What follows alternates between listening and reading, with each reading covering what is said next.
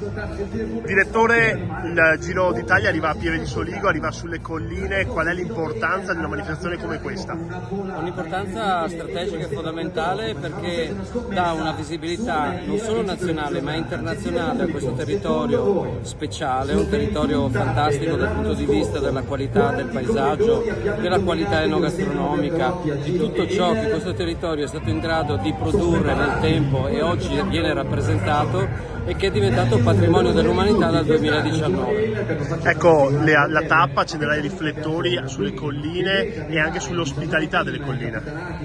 Beh, assolutamente sì, e oggi si può proprio gustare e tastare con mano quanto questo territorio sia un territorio ospitale sotto tutti i punti di vista, e questo è un aspetto fondamentale perché oggi questa ospitalità si lega allo sviluppo turistico che questo territorio sta avendo e che deve avere sempre di più verso un turismo sostenibile, che proprio la bicicletta è il veicolo attraverso il quale in tutti i sensi raccontare la sostenibilità che noi dobbiamo mettere al centro della nostra attenzione.